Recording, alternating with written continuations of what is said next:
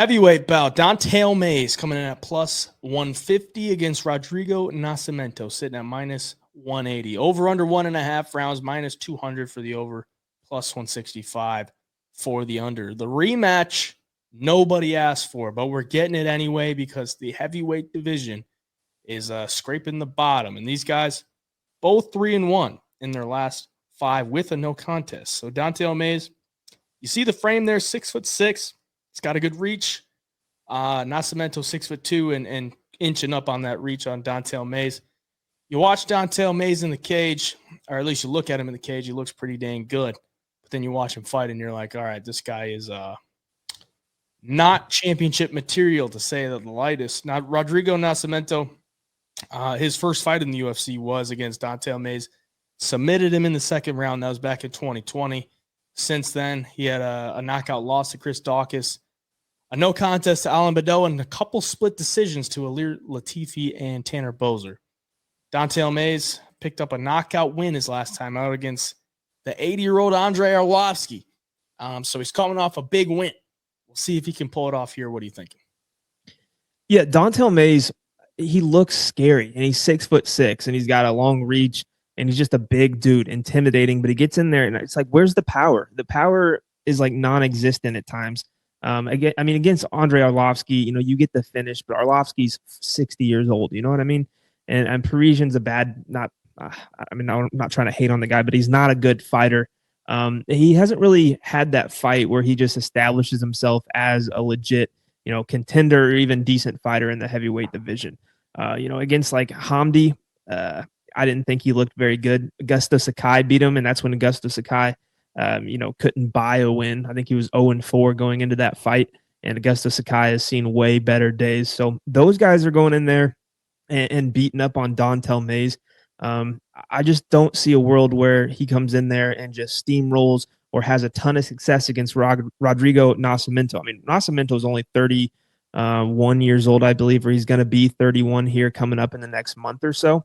And when he gets you on the ground, like this guy for a heavyweight has good submission skills.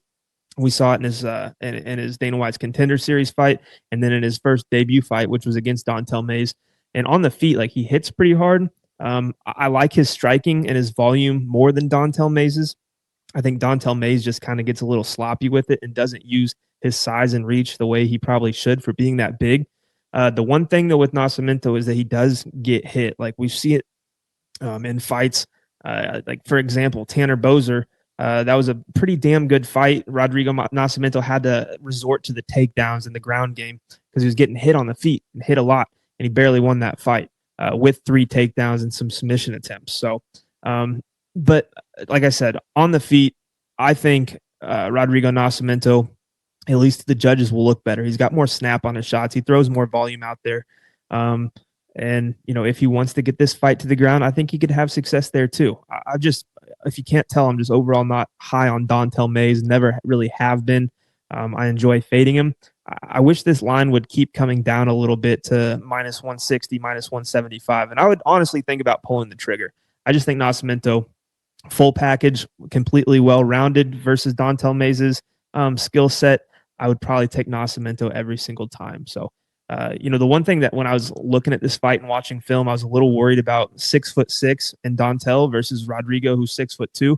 But you look at the reach, and it's damn near the same. So there's not really a big advantage on Mayes' side, which makes me like it a little more. So yeah, I'm going to take Rodrigo Nascimento for the pick. Definitely fading Don'Tale Mayes, and I wouldn't be surprised if you see him get Don'Tale Mayes out of there. I mean, we don't see Mayes really get finished unless it's submissions. I think who's the other? Oh, Cyril Gane is the other guy who submitted Don'Tale Mayes. So he's definitely capable of getting put away like that. Rodrigo Nascimento has done it before. Probably going to have some confidence coming into this one, and I won't be surprised if you see him do it again. So I'm taking Rodrigo here for sure. Yeah, I'll keep it pretty simple. Nascimento's the pick for me.